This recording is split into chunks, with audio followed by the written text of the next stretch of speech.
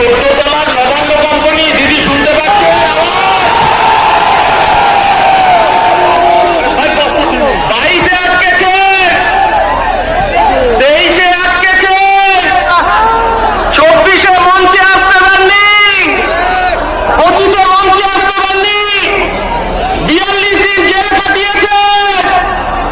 আজকে আমরা মঞ্চে এসেছি মমতা বন্দ্যোপাধ্যায়, আমার ভারতবর্ষের সংবিধান প্রণেতা বি.আর. আম্বেদকর আমাদের সংবিধান দিয়েছে।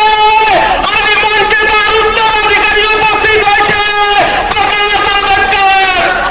মমতা বন্দ্যোপাধ্যায় আজকে সংবিধান প্রণেতার বংশধরেই মঞ্চে আছে। আমরা সংবিধান হাতে করে বলতে চাইছি, এই দেশের প্রধানমন্ত্রীর কাজ কি মন্দির মসজিদ তৈরি করা? এই বাংলার মুখ্যমন্ত্রীর কাজ কি মন্দির মসজিদ তৈরি করা? মাননীয় মুখ্যমন্ত্রী, আপনি শুভেন্দু অধিকারীকে দিয়ে আপনি বলতে চাইছে ধর্ম ধর্ম খেলা করতে চাইছে। 1992 সালে ফিরে যান। এই বাংলার মুখ্যমন্ত্রী ছিল জ্যোতি বসু। যখন 1992 সালে আমার ভারতবর্ষের স্থাপত্য, ভারতবর্ষের ধর্মনিরপেক্ষতা, এই শুভেন্দু অধিকারীর দল বিজেপি আরএসএস যখন বাবরি মসজিদ ধ্বংস হলো, তখন এই রাজ্যের মুখ্যমন্ত্রী জ্যোতি বসু বলেছিলেন, আমি আমার পুলিশ প্রশাসনকে বলে দিয়েছি এই বাংলায় দাঙ্গাবাজরা কখনো সিপিএম হতে পারে না, এই বাংলার দাঙ্গাবাজরা কংগ্রেস হতে পারে না। আমি আমার প্রশাসনকে বলে দিয়েছি মাথায় লক্ষ্য করে গুলি করতে।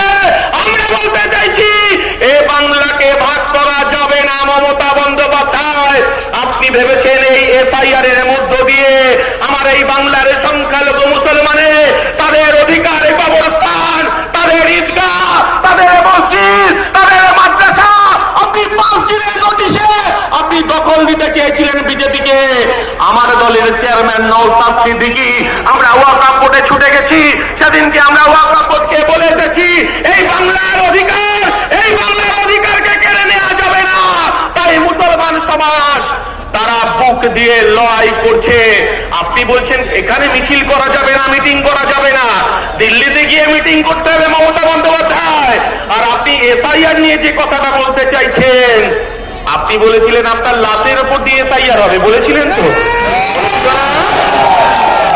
আপনি কি করলেন? ভাইপোকে বাঁচানোর জন্য 90,000 কর্মচারী আপনি নিয়োগ করলেন। 90,000 কর্মচারী কার? মমতা বন্দ্যোপাধ্যায়ের। বিডিও অফিসের দখলদারি কার? মমতা বন্দ্যোপাধ্যায়ের। বিডিও গুলো কার অধীনে কাজ করছে? মমতা বন্দ্যোপাধ্যায়ের অধীনে কাজ করছে। আর আপনি এখানে হিন্দু মুসলমান ভাগ করতে চাইছেন। একদিন কিছুদিন আগে দেখলাম মমতা বন্দ্যোপাধ্যায় আপনি বলতে চাইছেন মুসলমানদের নাকি জব্দ করার চেষ্টা করছে। আমার নওশাদ সিদ্দিকী বলে দিয়েছে এ লড়াই আমাদের বাঁচার লড়াই, এ লড়াই আমাদের জিততে হবে। আমরা বলতে চাইছি কবরস্থানে আমার বাপ যেটা কাকারা 300-400 বছর ধরে শুয়ে আছে, আপনি এসআইআর এর নথি সাজাতে চাইছে। আমার মুসলমান ভাইরা মায়েরা ভয় পায় না, তারা বুক চিতিয়ে লড়াই করছে। আপনি এনআরসি ভয় দেখাতে চেয়েছিলেন, আপনি ছিছি দেখিয়ে ভয় দেখাতে চেয়েছিলেন। আর আপনি বলেছিলেন বিজেপিকে ঢুকতে হবে, তৃণমূলকে দুহাত ভরে বাংলার সংখ্যালঘু মানুষ, আদিবাসী মানুষ আপনাকে ভোট দিয়েছিল। মমতা বন্দ্যোপাধ্যায়, আপনারা বলা শুনে রাখুন, আমরা বলিনি, আমরা বলিনি বিজেপি রাজ্য সভাপতি কি ভট্টাচার্য, উনি বলেছেন। কি ভট্টাচার্য? আমরা বলিনি। উনি কি বলেছেন? উনি বলেছেন 1998 সালে তৃণমূলের জন্মলগ্নে যেখানে জন্ম হয়েছিল লেবার রুমে, সেদিন যদি অটল বিহারী বাজপেয়ী, লালকৃষ্ণ আদবানি, জর্জ ফার্নান্ডেজ, রাজনাথ সিং যদি উপস্থিত না থাকতো, এই তৃণমূলের দলটাও জন্ম হতো না। আর আমরা বলতে চাইছি 1998 সালের পর থেকে আপনি বিজেপির সঙ্গে সংসার করেছেন। আপনি কখনো রেলমন্ত্রী, আপনি কখনো কয়লা মন্ত্রী, আমরা দেখেছি মমতা বন্দ্যোপাধ্যায়। আপনি বলতে চাইছেন বিজেপি এতদিন পরে আপনার ঘুম ভাঙলো, আপনি এই বাংলাকে ভাগ করতে চাইছেন, এই বাংলার অধিকারকে আপনি বিজেপি হাতে তুলে দিতে চাইছেন। আমরা মাঝখানে চলে এসেছি, এটা আপনার গায়ের জ্বালা বেঁধেছে। নওশাদকে ভয় লাগছে। আমরা বলতে চাইছি এই বাংলায় নওশাদের নেতৃত্বে লড়াই হবে। 2026-এ আমার 2 ডিজিটের এমএলএ বিধানসভায় যাবে। এই বাংলার গরিব মানুষের তার অধিকার ফিরে পাবে, আদিবাসী দলিত মানুষ তার অধিকার ফিরে পাবে, বাংলার খেটে খাওয়া শ্রমজীবী মানুষ তার অধিকার পাবে। আর পুলিশকে একটা কথা বলতে চাই, ডিএ কিন্তু বাকি আছে। আপনাকেও স্মরণ করিয়ে দিতে চাইছি, এই ডিএর জন্য লড়াই করছে আমার নওশাদ সিদ্দিকী, শুভেন্দু অধিকারী নয়। মমতা বন্দ্যোপাধ্যায়ের ভয় ৭৭-এ নয়, মমতা বন্দ্যোপাধ্যায়ের ভয় ১ নম্বর ভাঙড়ে। তাই মমতা বন্দ্যোপাধ্যায় আপনি আগুন নিয়ে খেলবেন না। তাই একটা কথা বলে আমি শেষ করবো, সবাই খুব সংক্ষেপে। আমরা বলতে চাইছি, মমতা বন্দ্যোপাধ্যায় আমার বাংলার মুসলমানের করের টাকায়, আমার বাংলার আদিবাসীর করের টাকায়, আমার বাংলার হিন্দু ভাইয়ের করের টাকায় এই বাংলার মানুষ তো দেখেছিল দীঘাতে একটা কারখানার আপনি ফিতে কাটবেন। এই বাংলার মানুষ তো দেখতে চেয়েছিল রাজারহাট উপনগরী, স্বপ্ননগরী, সেখানে একটা উইপ্রো হবে, সেখানে একটা আপনার ওয়েবেলের কম্পিউটারে হাব হবে, কারখানা হবে। আর উত্তরবঙ্গে শিলিগুড়িতে একটা কারখানা ফিতে কাটবে। মমতা বন্দ্যোপাধ্যায়, এই বাংলার মানুষ তো আপনাকে দেখতে চেয়েছিল জেলায় জেলায় একটা করে পিজি হবে, জেলায় জেলায় একটা করে আর্জিকর হবে, আর আপনি আপনার ভাইপো ফিতে কাটবে।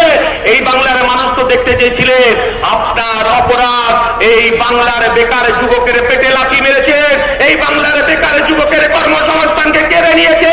২৬,০০০ শিক্ষক তারা রাস্তায় রাস্তায় ঘুরে বেড়াচ্ছে, তারা ২০২৬-এ বিচার চাইছে।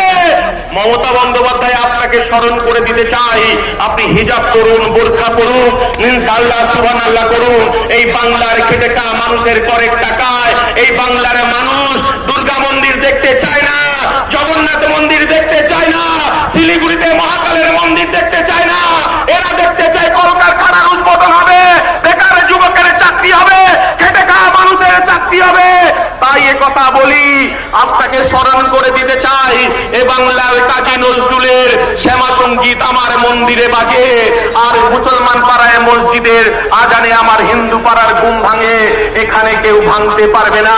এই কথা বলে সকলকে সংগ্রামী অভিনন্দন জানিয়ে এই বাংলার বুথে বুথে লড়াই হবে, তৃণমূলের বিরুদ্ধে লড়াই হবে, বিজেপির সাম্প্রদায়িকের বিরুদ্ধে লড়াই হবে।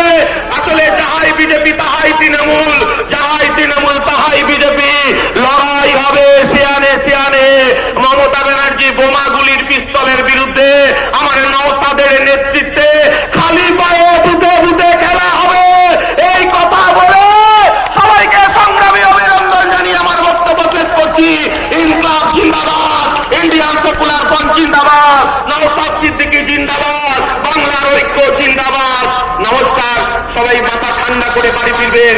আর একটা কথা একটুখানি বলবো, সেটা হচ্ছে পুলিশ যদি তৃণমূলের দালালি করে, পুলিশের বিরুদ্ধেও এফআইআর হবে, আপনার ইমেলে এফআইআর হবে। আর ৫ টাকার কলম দিয়ে আমার নওশাদ সিদ্দিকী আমার পার্টি বুঝে নেবে হাইকোর্টে, সুপ্রিম কোর্টে। এই কথা বলে সকলকে সংগ্রামী অভিনন্দন জানিয়ে আপনাদেরকে বক্তব্য শেষ করছি।